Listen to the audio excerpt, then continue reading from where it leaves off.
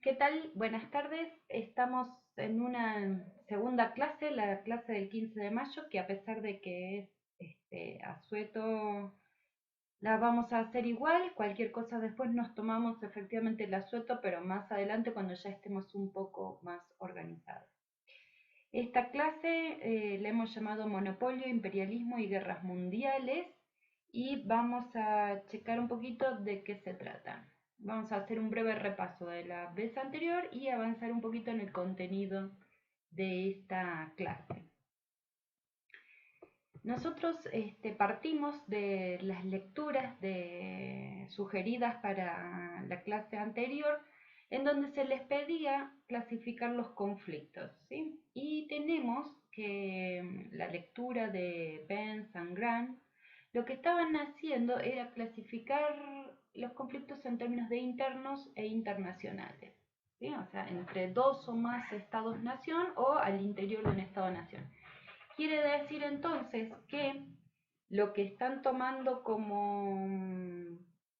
eje o como punto de partida es efectivamente la estructura territorial de los estados-nación que se termina de conformar después de la Segunda Guerra Mundial. Entonces, algunos de ustedes ya me dijeron que hay conflictos que no se resuelven dentro de esta clasificación y eso es lo que vamos a tratar de trabajar el día de hoy.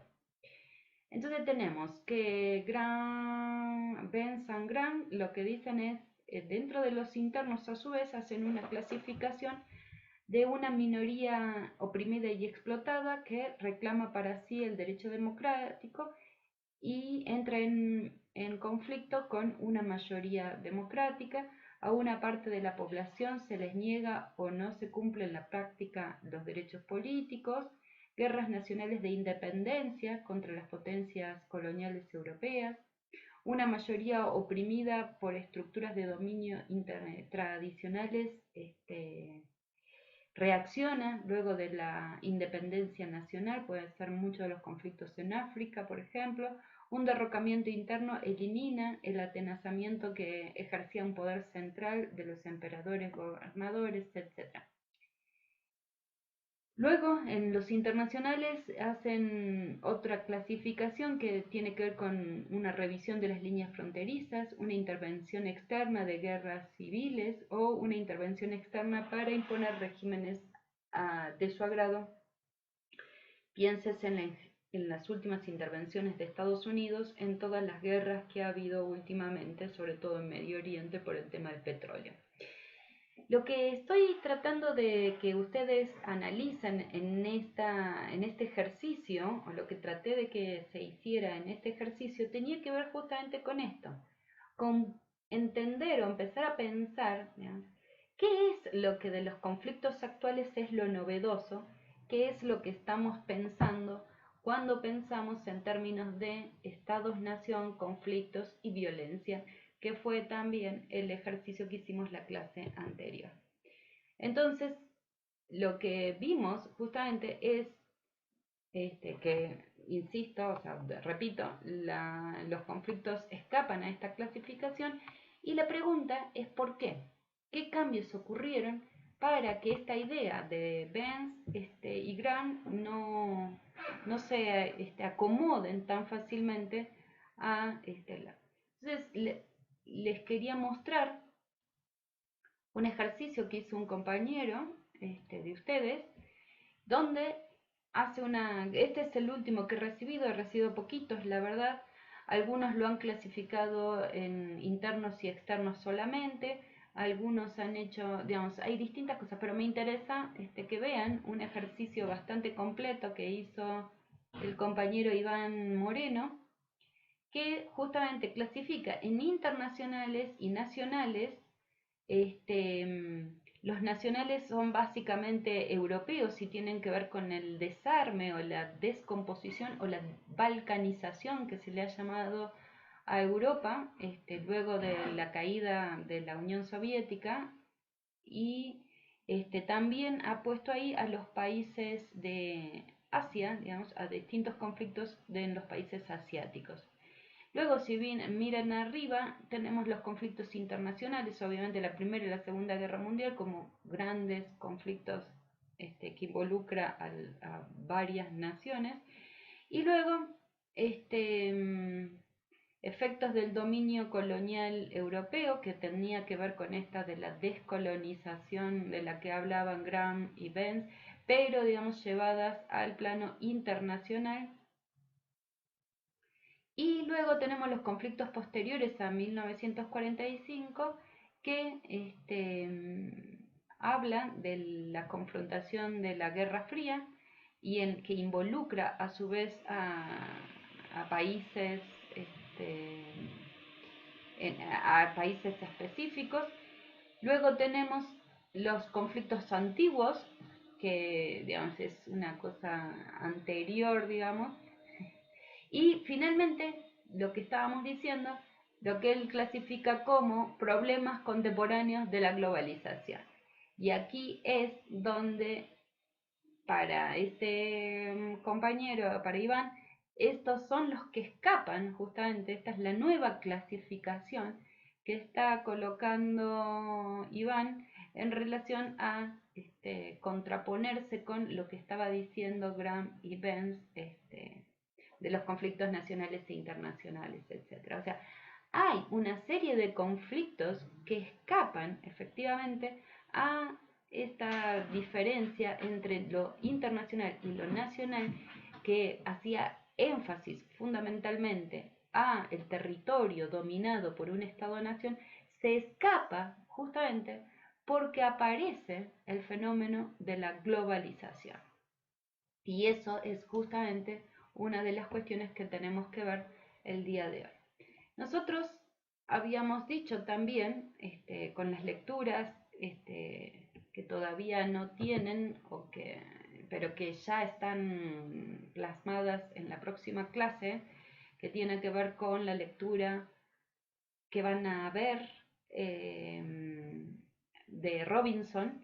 Él habla de 4 elementos y ya se los había adelantado, digamos, en la clase introductoria, en la primera clase que hablamos, ¿no? Él habla de 4 grandes fases justamente del sistema, desde que inició el sistema capitalista, 4 grandes fases en la expansión o en el desenvolvimiento del sistema capitalista de producción. Y cada una de estas fases trae aparejada un momento de violencia, pero además una transformación en las relaciones de producción, unas transformaciones tecnológicas, y todo eso reestructura el territorio. O sea, cuando digo que reestructura el territorio, lo que nos estamos refiriendo es a la idea de que reelabora el mapa mundial tal cual lo estamos viendo. Y todo esto está legitimado por una estructura de verdad. Eso tal vez no lo veamos tan claramente, pero seguramente ustedes lo tendrán que pensar para sus propios trabajos. Esto lo vamos a ir desarrollando de a poco en las siguientes clases, pero ahora me gustaba que en estas clases introductorias, como más de marco teórico, como para que ustedes empiecen a pensar desde dónde asir el problema que ustedes van a analizar, me gustaba que ya tuvieran como empezar a sentir este ruido, digamos, estas ideas que van a ser reelaboradas constantemente clase a clase. Ok, Hobsbawm en la era del imperio, que también lo tenía para leer para esta clase, él habla justamente de que el eje central en el cual ha intentado organizar la historia del siglo XIX es justamente al centro de la burguesía liberal, digamos, como su hito, digamos, como en el momento en que está como en el eje máximo de su evolución, produce las condiciones básicas para su decaimiento y fin, y su reestructuración en otro tipo de identidad social.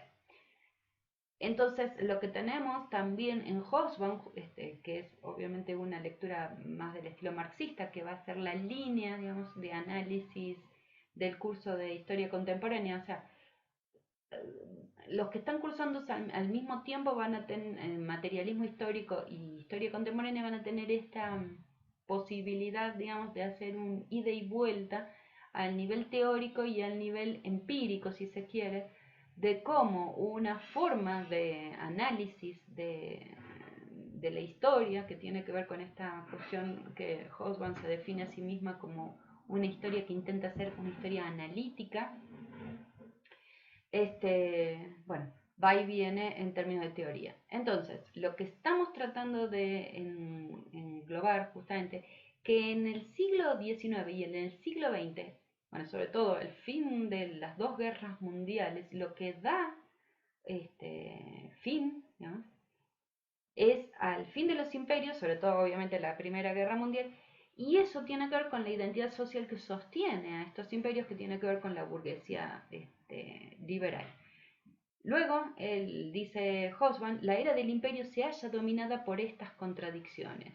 Fue una época de paz sin precedentes, ahí hay un error, en el mundo occidental, que al mismo tiempo generó una época de guerras mundiales también sin precedentes. O sea, es como algo que está evolucionando y que parece tranquilo llega a convertirse en unas trabas, de tal modo que esas trabas deben romperse y se reelaboran a un nivel superior, digamos, para decirlo en términos más marxistas, y tiene que ver con estas 4 etapas que veíamos que está trabajando también Robinson en los textos que tienen para la próxima clase, y que ya los van a leer, así que no se preocupen, y que hablan de estas reelaboraciones, reestructuraciones, incluso dentro del sistema capitalista, a niveles y a fases superiores y más elaboradas.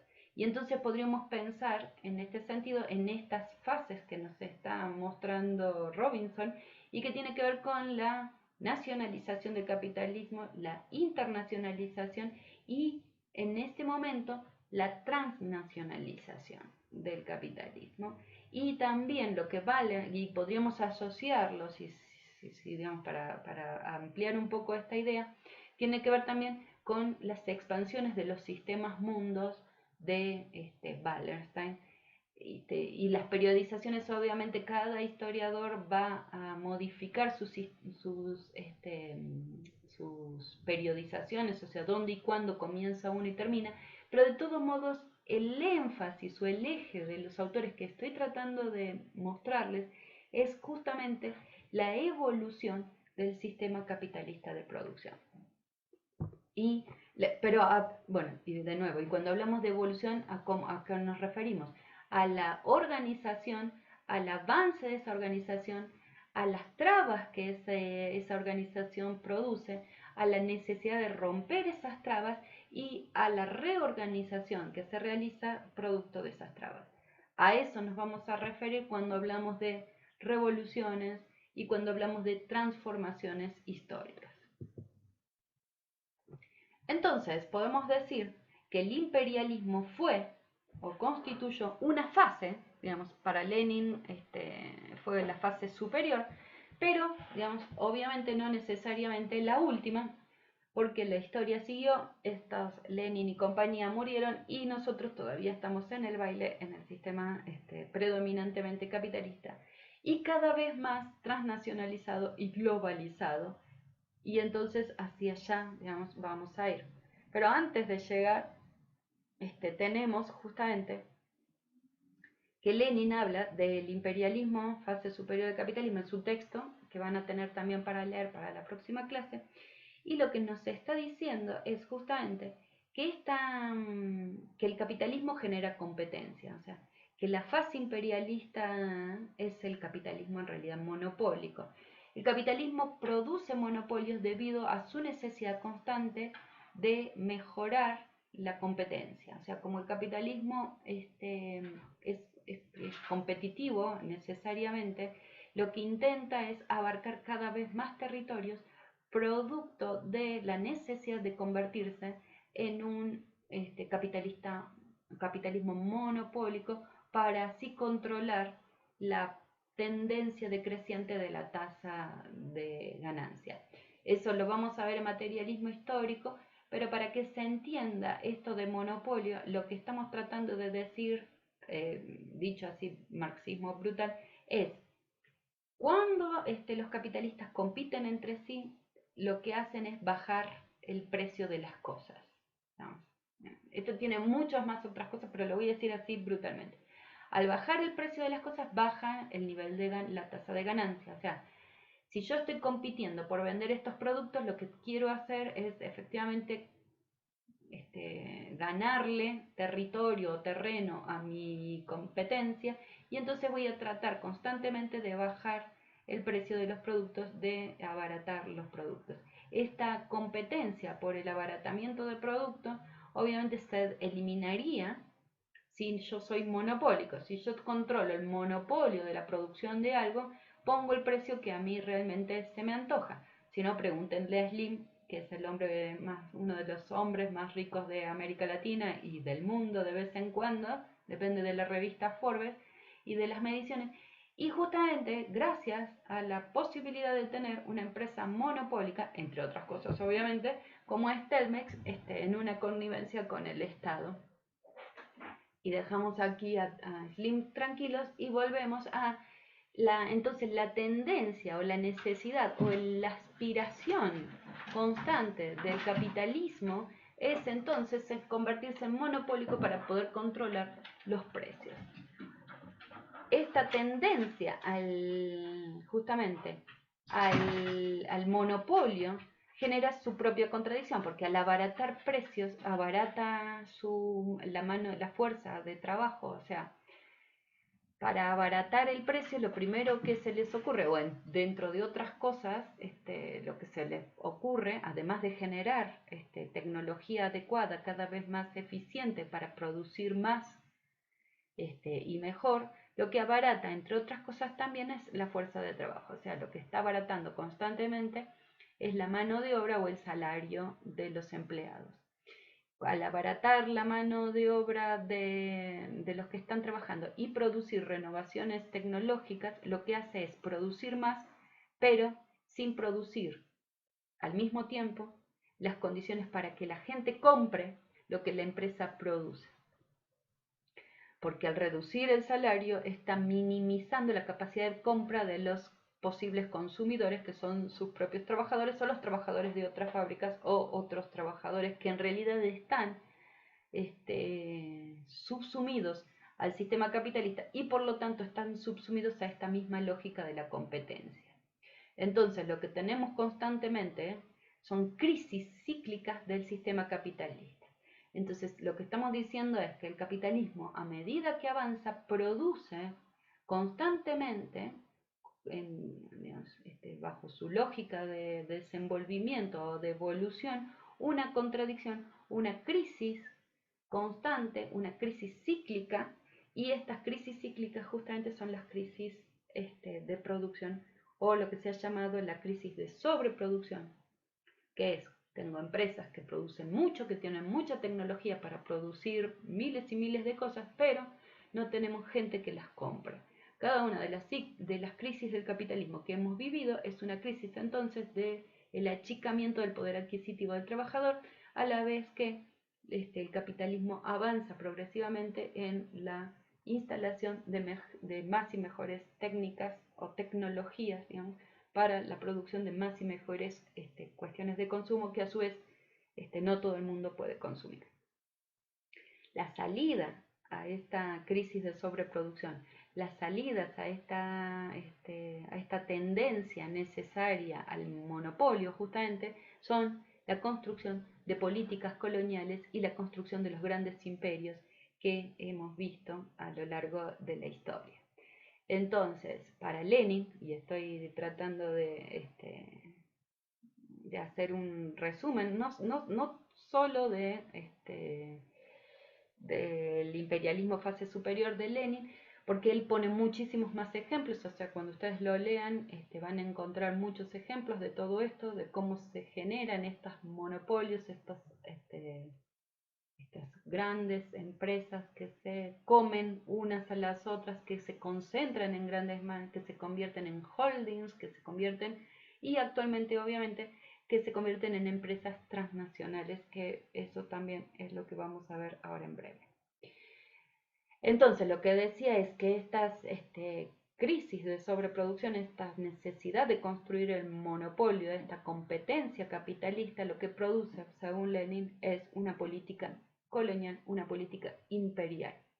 La diferencia entre colonialismo e imperialismo es una discusión bastante interesante que no vamos a ver ahora, pero para algunos el colonialismo es a pequeña escala, mientras que el imperio es una cuestión más hegemónica y es un capitalismo que intenta justamente hegemonizar la totalidad del mundo. Con este intento y esta transformación hegemónica, con este intento, digamos, esta competencia de los países por la mano de obra y la materia prima necesaria para la producción, avanzan sobre el resto del mundo, construyendo nuevos mapas mundiales, reestructurando justamente reestructurando los territorios, la forma en que se producen en esos territorios, reelaborando las relaciones sociales de producción, destruyendo unas y reemplazando por relaciones capitalistas otras, etc. Siempre en este punto recomiendo, para entender destrucción y producción de nuevas relaciones sociales, una película, un documental que está en YouTube, que es La pesadilla de Darwin, que es una forma interesantísima en cómo a una población, digamos, a las orillas del lago Victoria, en África, llega una empresa capitalista y reelabora, con todos los vicios que tiene eso, reelabora las relaciones sociales de una forma tradicional a una forma capitalista. Es una película interesante, es un documental que tiene como varias betas y vertientes, pero me interesa que lo miren buscando justamente el modo de destrucción y reemplazo de relaciones capitalistas de producción. Ok, entonces lo que tenemos es que el capitalismo se desarrolla, es un capitalismo inicialmente nacional para convertirse en internacional, para convertirse en transnacional, y cada una de esas reelaboraciones produce momentos de violencia, momentos de reelaboración de las relaciones de producción, momentos justamente de reelaboración de los mapas mundiales. Esto ha sido estudiado también como los ciclos de las ondas de Kondratiev. Kondratiev fue un ruso que inicialmente se dio cuenta de que el capitalismo tenía crisis cíclicas. O sea, estas crisis del capital son cíclicas, o sea, se producen más o menos cada tanto, y ese cada tanto, cada determinado tiempo, es cíclico. O sea, de ahí viene la idea de largas ondas o de ondas de larga duración, y que tiene que ver justamente con esta reestructuración del capitalismo mundial del cual estamos hablando. Entonces aquí tenemos varias ondas y crisis. Nosotros vamos a empezar a trabajar más detenidamente la Gran Depresión del 29 y las sucesivas crisis del sistema capitalista, pero desde que el capitalismo nació, estas reelaboraciones y estas crisis cíclicas se están produciendo constantemente, ¿sí? Y estas son las ondas que creó o que produjo o que investigó Kondratiev y sus seguidores, porque a Kondratiev lo mató Stalin, murió en un campo de concentración en Rusia, ¿no? Por el 1900 y pico. Pero bueno, las personas que están estudiando esto avanzaron en estas ilustraciones. Entonces tenemos que se producen las primeras por cuestiones energéticas, las primeras crisis, ¿no? Las primeras ondas, y por cuestiones justamente que impactan en las relaciones de producción, ¿sí? Esto me gustaría estar presente en la clase, que no grabarla porque es súper interesante, pero bueno, lo vamos a retomar. Esta es lo que yo retomo constantemente para hacer entender también que estas crisis cíclicas del sistema capitalista impactan en las formas de organización política y obviamente impacta, como habíamos dicho en la primera clase, en las formas de violencia o de guerra implementadas por los distintos países a nivel mundial, justamente para tirar para adelante estas crisis que estamos viendo. Esa es otra de las cuestiones que las guerras impactan, ¿no? Y es una forma de elaborar o mantener la economía en crisis un poquito más. Pero eso lo vamos a ver un poquito más adelante. Pero lo que a mí me interesaba aquí que ustedes vieran es justamente que estos son ondas y que tienen que ver con las crisis o las grandes crisis del sistema capitalista que reelabora constantemente el mapa mundial. Entonces, como para ir terminando y retomarlo la siguiente clase, por eso les digo, o sea, me gusta, digamos, como esta cosa de escucharlos y tener como un background, un backup, no background ni backup, una retroalimentación de parte de ustedes para, digamos, no hablar así como que está raro esto de hablar en el aire. Entonces, me gusta que haya esta cuestión de idas y vueltas y por eso también la idea de los ejercicios y de que vayan haciendo los ejercicios a medida que vayan sucediendo las clases, como para tener un poco de retroalimentación de parte de ustedes. Entonces, decimos al principio, bueno, si la clasificación de Graham and Bell's no fue suficiente para la cantidad de conflictos que se están dando ahora. ¿Por qué? ¿Qué es lo nuevo entonces? ¿Cuál es la crisis del sistema capitalista que estamos atravesando que hace justamente que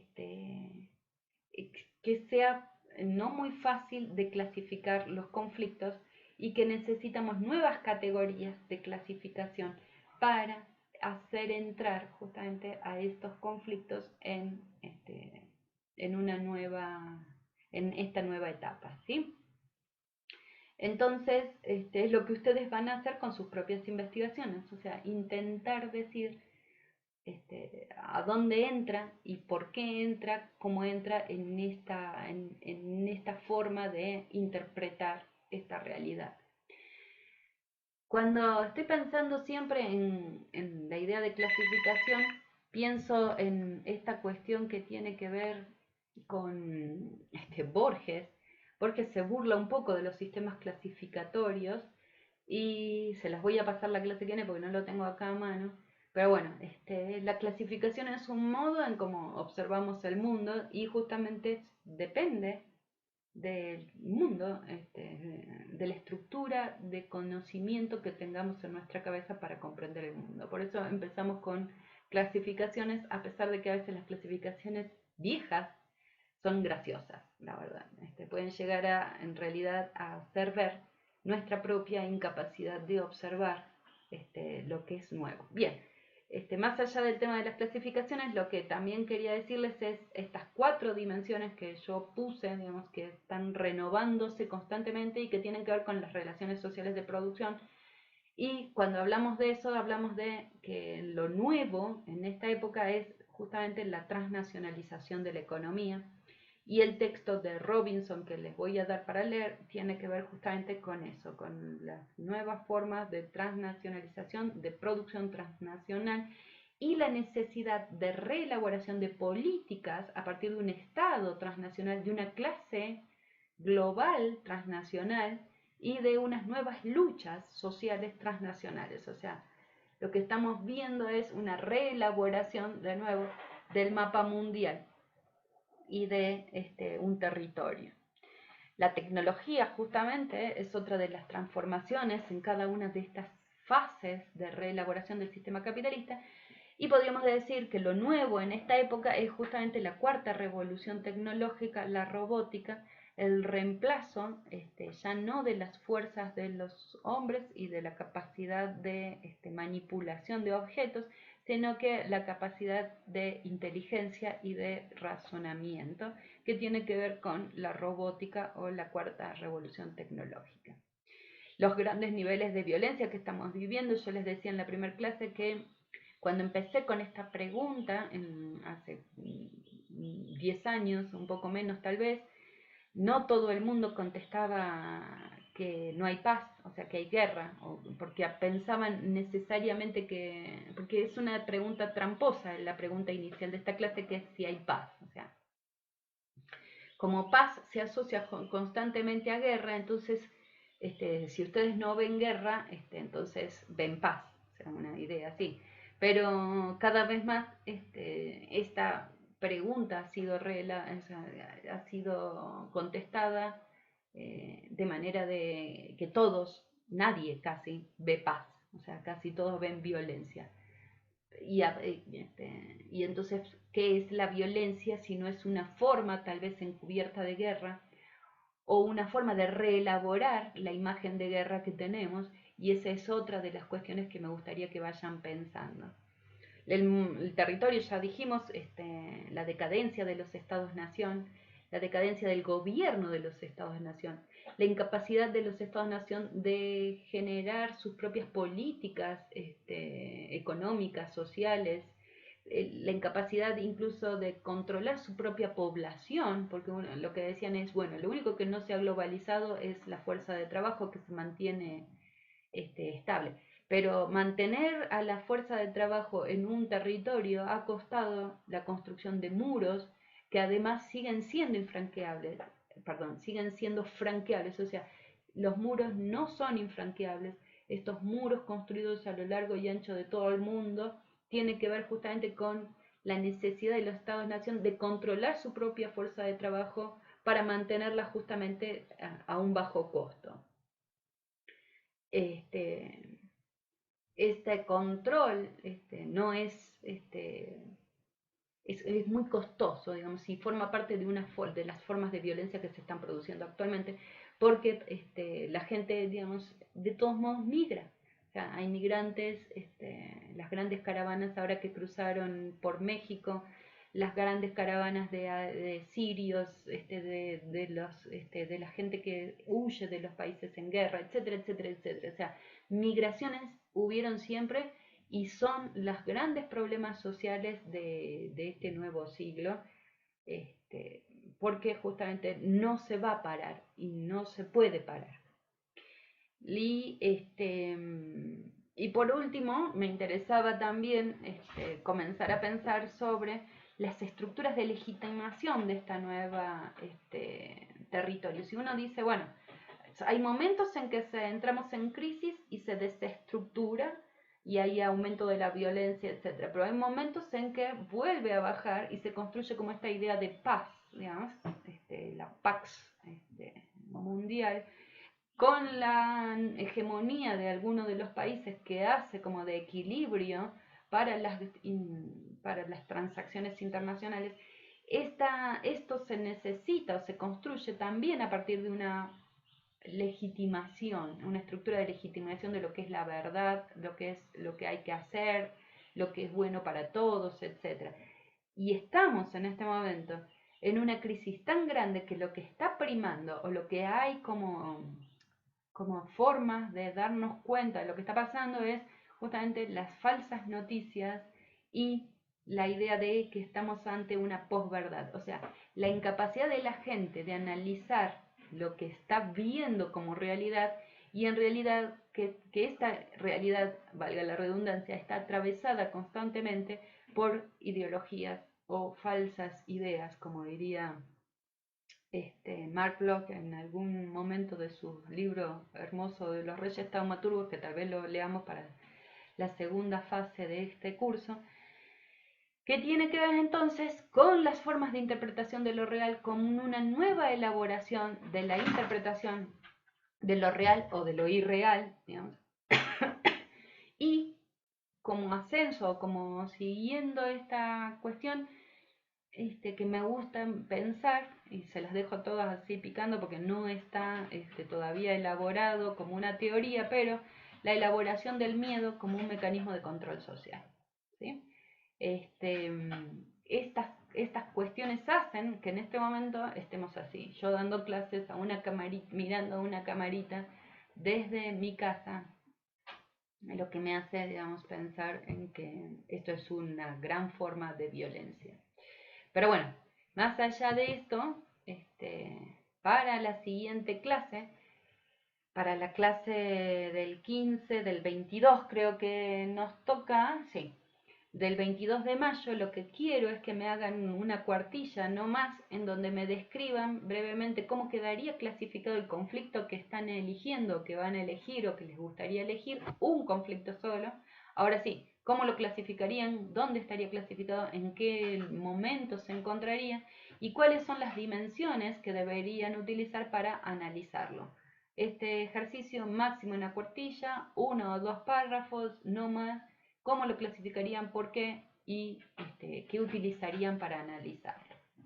Eso es para la siguiente clase y nos volvemos a ver en una semana.